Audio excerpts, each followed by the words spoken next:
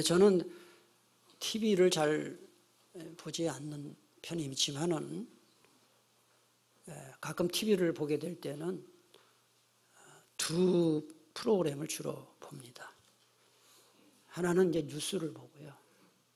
또 하나는 동물의 왕국을 되게 잘하시는 분이에요. 동물의 왕국을. 그게 보면은 이렇게 깨닫는 게 많아요. 그래서 봅니다. 거기에서 제가 본 건데요. 이 아프리카에서는 맹수들이 우글거리는 그 정글 속으로 공원 관리자들 그리고 동물학자들이 들어갑니다. 그런데 들어갈 때 보면은 거의 예외 없이 집차를 타고 들어갑니다. 맹수들이 아무리 가까이 다가와도 이 튼튼한 집차 안에 있으면 안전하기 때문에 그렇습니다.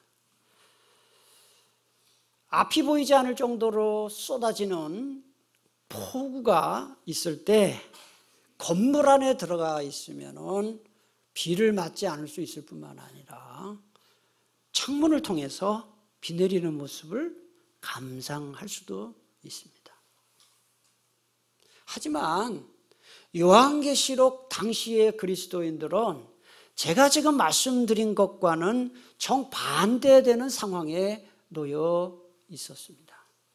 무슨 말이냐 하면 이 그리스도인들은 마치 맹수들이 우글거리는 정글 한복판에 있는 상황이었고, 그 다음에 피할 데가 아무것도 없는 들판에서 장대비를 맞는 사람들과 같은 처지에 놓여 있었다 이 말이죠.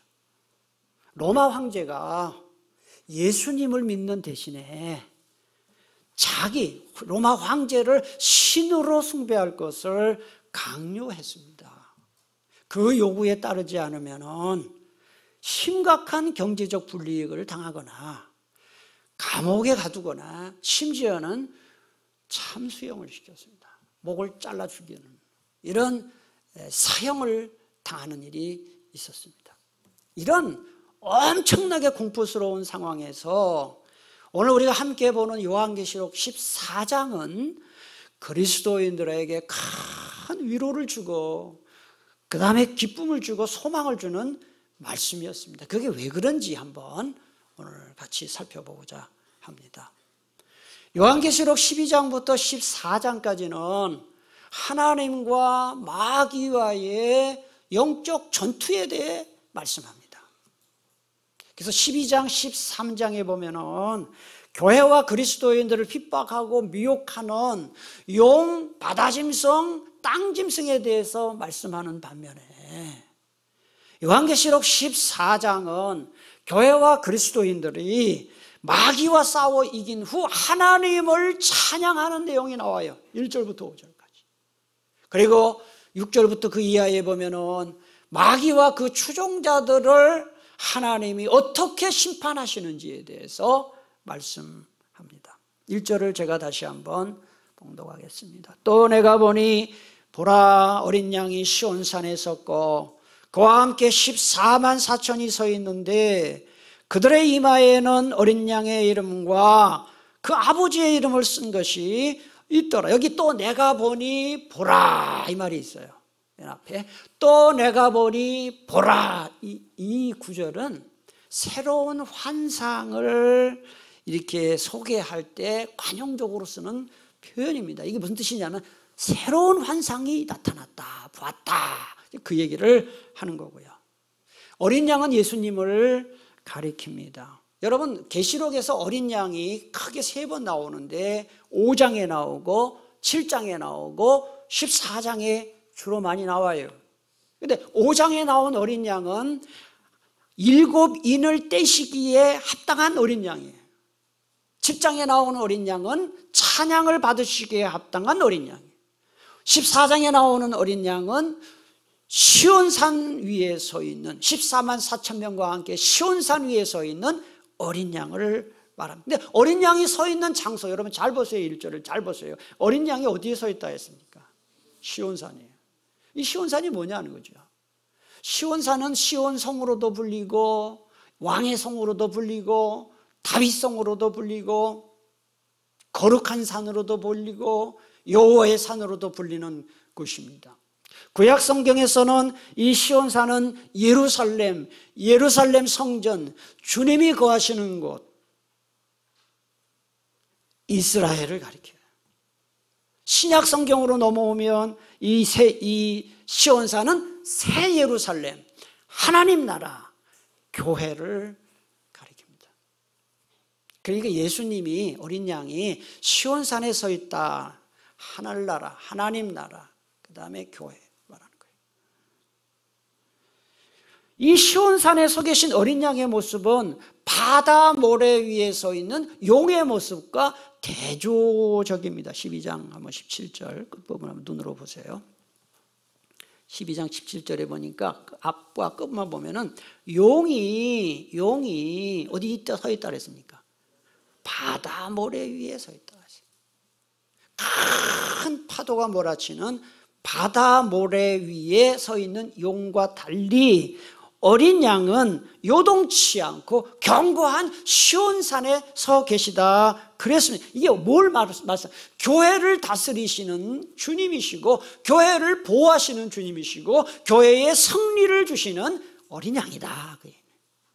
시편 2편 6절 내가 나의 왕을 내 거룩한 산 시온에 세웠다 하시리로다 그랬습니다. 12장 13장에 나오는 용과 바다짐승과 땅짐승이 아무리 교회를 공격하고 그리스도인들을 핍박할지라도 예수님이 교회를 안전하게 지켜주시고 교회와 그리스도인들은 마귀와 싸워서 최후 승리를 얻을 수 있을 것이다. 그걸 강조하는 거예요. 여러분, 지난 3년 팬데믹 기간 동안에 우리 한국교회 전체 교회가 5만 교회라 그랬어요. 그 전에 5만 교회, 5만에서 6만이라 그랬어요. 정확지 않으니까요. 그런데 지난 3년 동안 팬데믹 기간 동안에 교회가 10,000개가 사라졌어요. 더 지금 참 안타까운 것은 앞으로 3년 후인 2026년까지 앞으로 3년 동안에도 교회가 10,000개가 더 사라진다. 우리가 생각할 때는 이 교회 이러다 망하는 거 아닌가, 한국교회가. 그러니까 여러분 기억하세요. 어린 양 예수님께서 교회를 지켜주시고 보호해 주시는 한 교회는 주님 다시 오실 때까지 영원히 교회는 하나님이 지켜주신다 하는 거예요. 우리 그리스도인의 삶도 마찬가지고요. 1절 중간에 보니까 14만 4천이 나옵니다. 7장에서 14만 4천을 이미 말씀을 드렸는데요. 같은 개념입니다. 이 14만 4천은 구원받은 모든 성도, 구약을 살았던 모든 성도, 신약시대의 모든 성도를 다 포함하는 구절이에요. 하지만 좀 차이가 있어요. 7장에 나오는 14만 4천은 이 세상에서 마귀와 영적 전투를 벌이는 전투하는 교회예요. Church militant, 전투하는 교회예요. 반면에 14장에 나오는 14만 4천은 마귀와의 영적 전투에서 승리하고 하늘에 있는 교회입니다. 승리한 교회입니다. 그런데 여러분 14만 4천의 이마에 보니까 누구의 이름을 썼다 그랬어요? 어린 양의 이름과 아버지의 이름. 어린 양은 예수님이고 아버지는 하나님이죠. 제가 한번 여러분 알고 계시는지 지난주에 한 건데, 여러분 구원받지 못한 자들은 오른손과 이마에 무슨 표를 받는다 그랬습니까? 짐승의 표를 받는다 그랬습니다. 짐승의 표 666을 받는다 그랬습니다. 이거와 반대. 그러니까 14만 4천 명의 이마에 어린 양의 이름과 아버지의 이름이 있다는 것은 모든 그리스도인들은 하나님과 예수님의 소속된 사람인 동시에 하나님과 예수님의 보호를 받는 자들이다 하는 것을 말하는 거예요. 여러분, 오늘 제가 보니까 그래도 다 이렇게 비교적 건강하게 오셨어요. 지금 사고가 얼마나 많습니까? 길 가다가 무슨 일을 당할지 모르는 이런 세상에서 여러분들이 오늘 이렇게 별 탈 없이 그리고 건강한 몸으로 이렇게 이 자리에 온 것은 여러분이 뭐 호신술을 배워 그것도 아닙니다. 이만큼 여러분이 온 것은 전적으로 주님의 은혜예요. 평소에는 모르죠. 몸이 아파 보세요. 주일날 예배 나오는 게 얼마나 귀한 일인지. 병원에 입원해 보세요. 병원에 입원해 보세요. 길가에 내다보면은 출퇴근하는 사람들 보면 얼마나 부러운지 몰라요. 근데 우리는 무슨 별일을 당하지 전까지는 이게 얼마나 감사한지를 몰라요. 여러분, 예수 믿고 구원받은 것도 그렇고 오늘 예배당에 나와 예배 드리는 것도 그렇고 여러분이 하루 세끼 식사하는 것도 그렇고 직장에 다니는 것도 그렇고 가정에 있는 것도, 이 모든 것은 전적으로 하나님의 은혜입니다. 하나님의 은혜. 그런데 오늘 14만 4천 구원받은 성도들에게 이 승리를 주신 예수님의 모습을 가만히 보면은 용맹한 사자의 모습이 아니라 연약한 무슨 모습이에요? 어린 양의 모습. 이게 왜 그럴까? 이유가 뭘까 하는 거예요. 여러분 2차 대전이나 1차 대전이나 전쟁을 치른 다음에 그 승리한 날을 기념하는 그 전승절이 있어요. 그날 그 퇴역 군인들, 장군들은요,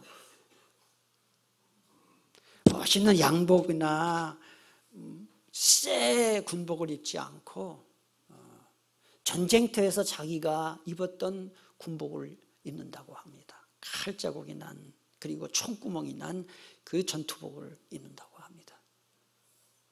내가 그때 이 전투복을 입고 그때 이겼다 생각하는 거예요. 이 어린 양의 모습이 바로 그런 모습입니다. 온 인류의 죄를 대속하시기 위해서 대속제물로 십자가에 돌아가신 예수님의 모습을 이 어린 양이 상징하는 것입니다. 그래서 사도 바울은 이 어린 양의 이 모습에 대해서 사도 바울 서신에 얼마나 많이 이야기하는지 모릅니다. 여러분 기억하십시오. 우리에게 진정한 기쁨과 행복과 그 다음에 승리를 주시는 분은 어린 양 예수님밖에 없다는 거예요. 17세기에 스코틀랜드에서 목회하신 러더포드 목사님이 쓴 글을 제가 읽으면서 참 은혜를 받았어요. 그 의미심장한 글을 소개를 해드리겠습니다. 이런 말을 합니다. 천국과 그리스도는 같은 것입니다. 그리스도와 함께 있는 것은 천국에 있는 것이고 천국에 있는 것은 그리스도와 함께 있는 것이기 때문입니다. 내가 천국에 있을지라도 주님이 없다면 그것은 지옥이 될 것이고, 내가 지옥에 있을지라도 거기에서 주님을 모시고 있다면 그것은 내게 천국이 될 것입니다. 주님이야말로 내가 바라는 천국이기 때문입니다. 저는 이 말은 참 마음에 와닿더라고요. 주님 계시는 곳이 천국이다. 찬송에 있어요. 초막이나 궁궐이나 내 주 예수 모신 것이 그 어디나 하늘나라. 여러분 지난 한 주 살면서 예수님을 얼마나 생각하며 사셨습니까? 마음에 그냥 걱정과 염려밖에 없습니까? 저도요, 인간이기 때문에 많은 이 걱정이 있어요. 또 몸에 약함도 있습니다. 그런데 그때마다 내가 힘을 얻는 비결은 딱 하나밖에 없습니다. 주님이 나와 함께 하신다. 그 생각을 할 때 힘이 나요. 주님이 나의 앞길을 인도하신다. 내가 지금 어떤 형편에 있더라도 주님은 나를 도와주신다. 나와 동행하신다. 이 믿음이 있을 때 힘이 나요. 평생 이 주님과 동행하는 여러분 다 될 수 있기를 축복합니다. 2절과 3절에는 14만 4천 명 구원받은 성도들이 하나님께 부르는 찬양을 소개하고 있습니다. 2절을 제가 봉독하겠습니다. 우리 2절을 다 같이 봉독하겠습니다. 시작. 내가 하늘에서 나는 소리를 들으니.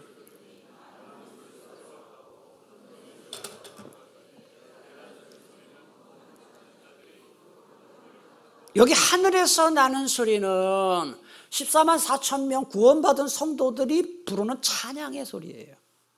알아두세요. 이거 하나님의 소리가 아니라 찬양 소리입니다. 찬양을 누가 받으십니까? 3절 앞에 보면 보좌 하나님이 받으시고, 찬양을 듣는 청중은 하나님 보좌 앞에 있는 네 생물과 장로들입니다. 3절에 나와요. 그런데 2절을 보니까 14만 4천 명이 부르는 그들의 찬양을 세 가지로 표현합니다. 첫째는, 잘 보세요. 첫째는 뭐와 같다고 했습니까? 많은 물소리 같다 그랬어요.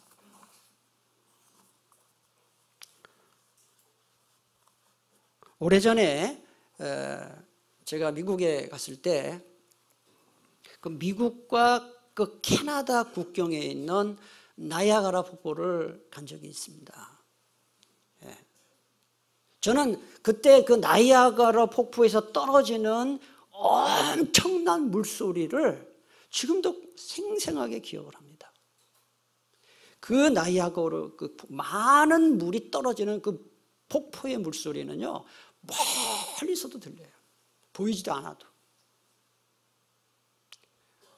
그래서 이제 뭐 여담입니다만은 나이 든 분들은 거기 나이아가라 폭포에 가면은 배를 타고 폭포 밑으로 갑니다.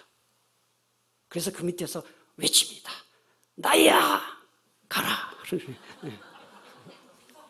그게 무슨 뜻이죠? 나이아 가라. 근데 그 소리가 안 들립니다. 저는 그때 40살이었으니까 뭐 안 찔렀어 소리예요. 왜냐면 뭐 나이가 어린데 뭐 지금 가면 그거 할 것 같아요. 그 나이아가라 폭포에서요 한 몇 킬로 떨어진 곳에서도 그 소리가 들린다 그래요.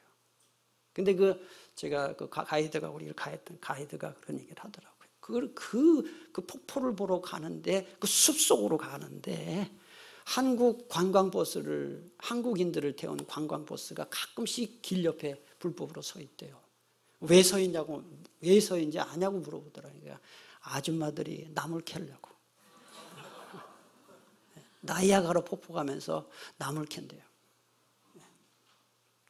여러분, 나이아가라 폭포의 그 많은 물소리를 제가 생각하는 게 있습니다. 그래서 이 지금 14만 4천원은 구약시대에 살았던 모든 성도입니다. 몇 명인지 모르겠어요. 신약시대에 사는 모든 성도들이 일제히 하나님을 찬양하는 소리가 많은 웅장한 소리다. 여러분, 우리 찬양대가 한 20여 명이 찬양을 해도 아름다운데요, 대형 교회 가잖아요. 200명이 찬양대에 앉았어요. 제가 한번 대형 교회 한번 간 적이 있습니다. 여러분, 200명, 300명이 찬양대에서 찬양을 하니까요, 그냥 저절로 은혜가 되더라고요. 그 소리가 얼마나 오케스트라까지 있으니까. 그러니까 이 많은 물소리 같다는 것은 웅장한 찬양을 말하는 겁니다. 그 다음에 두 번째로는 뭐 같다고 했습니까? 큰 우레소리 같다 그랬어요. 이 천둥소리거든요. 위엄이 있고 장엄한 찬양이다. 마지막 셋째로 검은고 타는 자들이 검은고를 타는 것 같다 그랬어요. 이 검은고라는 말이 영어 성경에 보면은 하프라고 번역되어 있어요. 하프 아시죠? 여러분, 하프의 연주 소리를 들으면 힐링이 돼요. 한번 들어보세요.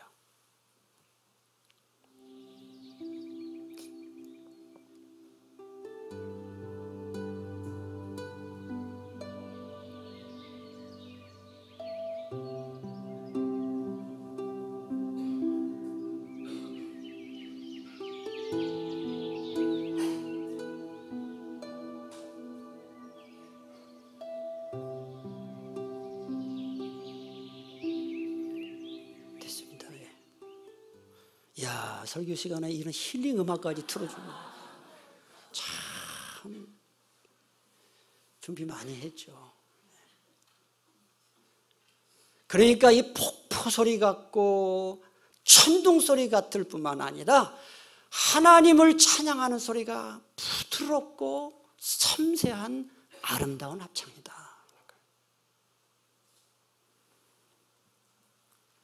3절에 보니까 14만 4천 구원받은 성도들이 하늘나라에서 부르는 그 찬양을 가리켜서 무슨 노래라고 했나요? 예? 새 노래. 예, 새 노래 3절. 구약 성경에서 이 새 노래는 원수를 이기고 승리하신 하나님의 승리를 찬양하는 노래를 새 노래다, 그렇게 표현을 해요. 그러니까 이 새 노래의 핵심이 뭐냐? 승리예요. 승리의 찬양. 3절 하반절을 보겠습니다. 땅에서 속량함을 받은 14만 4천 밖에는 능히 이 노래를 배울 자가 없다 그랬어요. 아무나 그 찬양하는 게 아니고 속량함을 받은 사람만 찬양할 수 있다 그랬어요. 이거 속량한다라는 이 단어가 그리스어로 아고라조입니다. 아고라조. 여러분 이거는 제가 일부러 얘기를 합니다. 아고라조인데 그리스 로마 시대의 시장이나 관공서가 있는 광장을 아고라라고 했어요. 아고라. 그러니까 그 시장에서 노예를 값을 주고 사들일 때 아고라죠 그랬어요. 그러니까 속량함을 받은 무리라는 뜻은 우리 주 예수 그리스도께서 예수님의 십자가의 피로 값비싼 대가를 지불하고 구원받은 성도다 이런 뜻입니다. 저와 여러분은 이래봬도 예수님의 피값을 주고 산 생명입니다. 그게 우리에게 은혜가 되는 거잖아요. 아무나 찬양을 할 수 없다. 이게 무슨 뜻일까요? 아무나 새 노래를 부를 수가 없다. 이게 무슨 뜻일까요? 노래가 어렵다는 뜻이 아닙니다. 곡조가 까다롭다는 뜻이 아닙니다. 어떤 사람이 정말 새 노래를 부를 수 있고 진정한 찬양을 할 수 있느냐? 내가 예수 믿고 구원받은 것이 정말 감사하다라고 느끼는 사람만이 찬양을 할 수가 있어요. 세상이 줄 수 없고 주님만 주실 수 있는 이 기쁨과 평안을 누려본 사람이 주님께 찬양할 수가 있는 거예요. 삶이 아무리 어렵고 힘들어도 낙심하지 않고 좌절하지 않도록 우리에게 소망을 주는 하나님을 체험한 사람이 찬양할 수 있어요.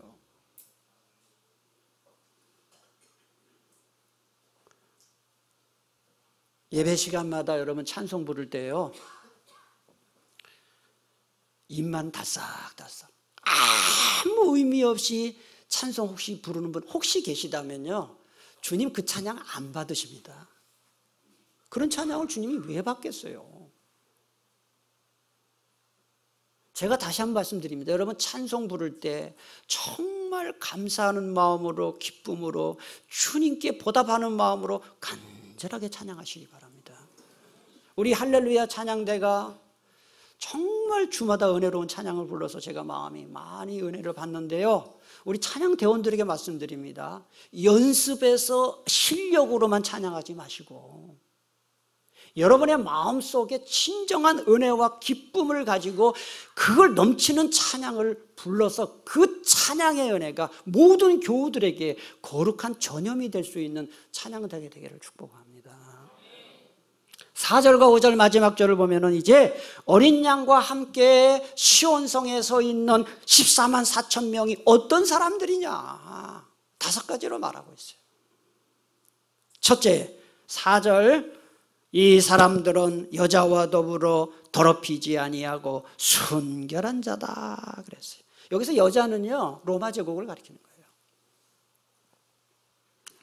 여기서 순결한 자라고 번역된 이 그리스어는 육체적 순결을 지킨 처녀, virgin, 영어로 virgin입니다. virgin. 그러나 오늘 본문에서는 영적인 의미로 사용했습니다. 여러분 성경을 잘 읽어보세요. 우상 숭배하고 세속화된 사람들을 하나님은 가늠한 자다 그렇게 말해요. 신앙의 정조를 지키지 않은 사람들을 가늠한 자다 그래요. 야고보 4장 4절입니다. 야 가늠한 여자들아, 가늠한 여인들아, 세상과 벗된 것이 하나님과 원수됨을 알지 못하느냐. 하나님 믿는다고 하면서도 예수님보다 세상 더 사랑하는 그 가늠이다 그렇게 말합니다.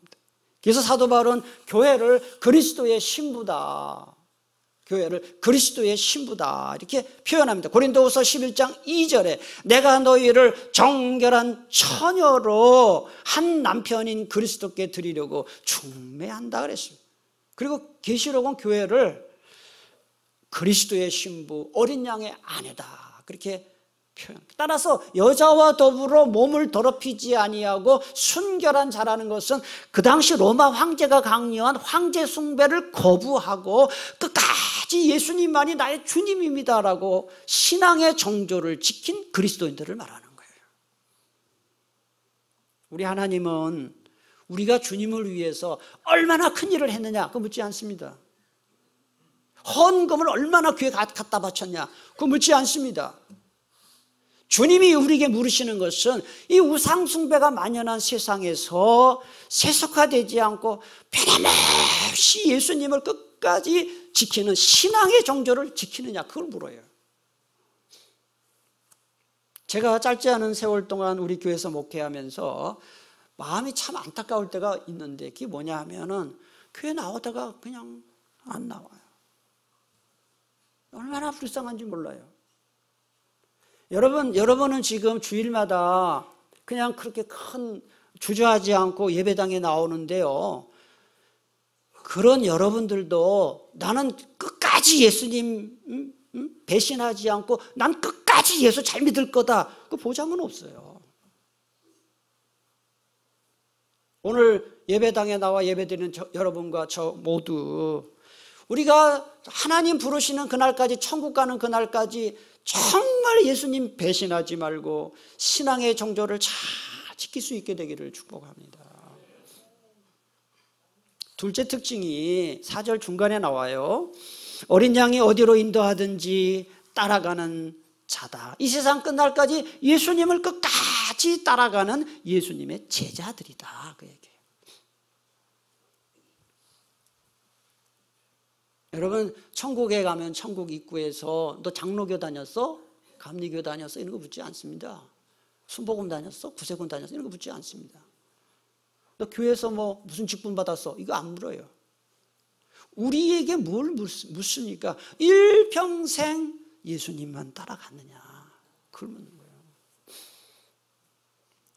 저는 제가 기도할 때요 거의 빼놓지 않고 늘 기도하는 게 있어요. 택도 없는 기도지요. 그렇죠? 그렇게 기도를 합니다. 주님, 제가 예수님처럼 생각하고 예수님처럼 말하고 예수님처럼 살게 해주세요.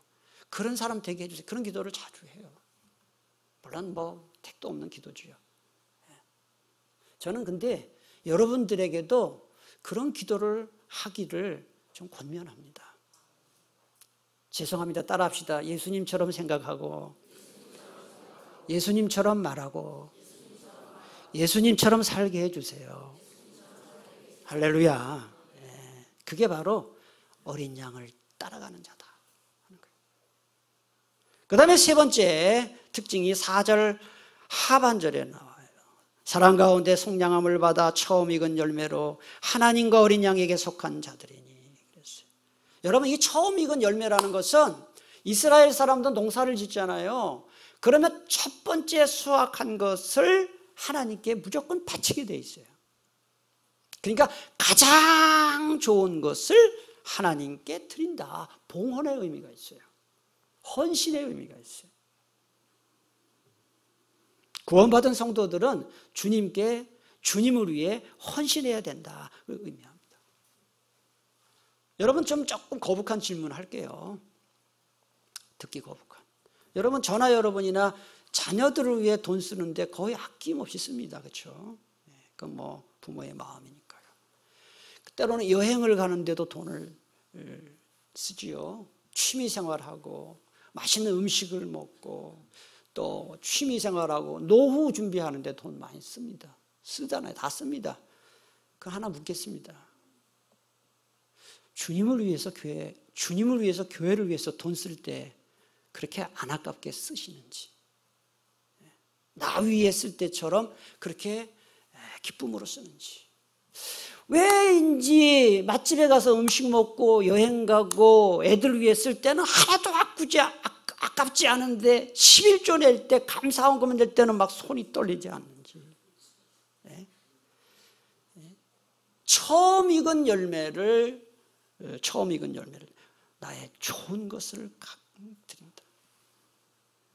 저와 여러분의 마음속에 주님, 저의 모든 것 다 주님이 주셨는데 다 드려야 마땅하지만 이렇게라도 드릴 수 있는 것 감사합니다라는 마음이 있기를 축복합니다. 그 다음에 이제 네 번째 5절 가면은 그 입에 거짓말이 없고 그랬어요. 우리는 그 거짓말에 대해서 심각하게 생각하지 않는데요. 요한계시록 21장과 22장에 보면 거짓말하는 자는 천국에 들어가지 못한다라고 되어 있어요. 그리고 거짓말은 양심에 화인 맞은 자들이 하는 짓이다. 이렇게 되어 있어요. 디모데전서 4장이죠. 자기 양심이 화인을 맞아서 거짓말한다 그랬어요. 여러분, 양심에 화인 맞는다는 말을 쉽게 말하면 뭐냐? 양심이 마비됐다는 거예요. 양심이 마비됐다. 여러분, 하나님은 양심을 통해서 말씀하셔요. 그러니까 양심에 어긋나는 짓 하는 것은 그건 정말 잘못입니다.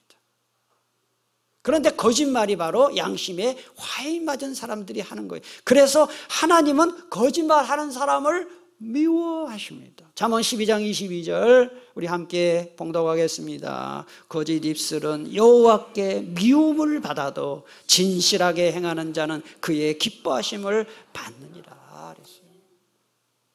그러니까 거짓말 반박듯이 하는 사람들 여러분 중에 없겠죠.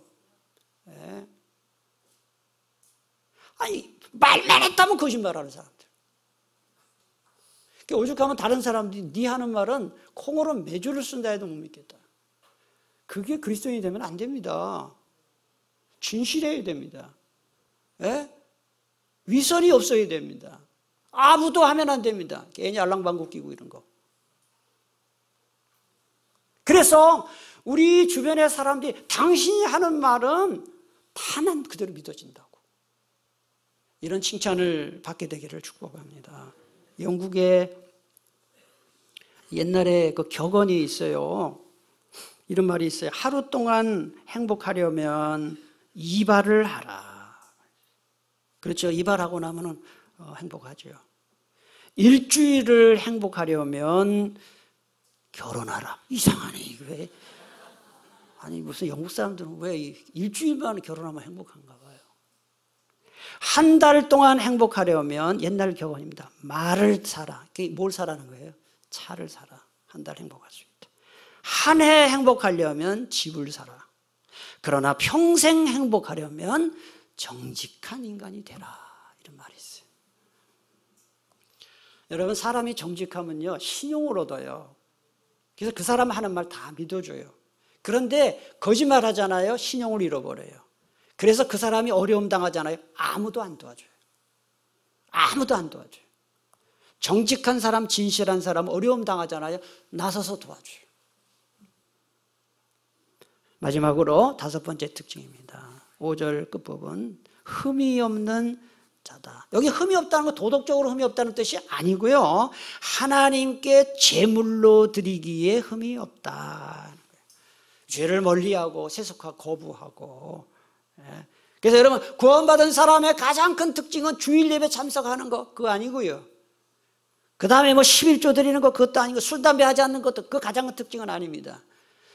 구원받은 사람의 가장 큰 특징은 세상 사람들과 다르게 사는 거예요. 구별된 삶, 거룩한 삶.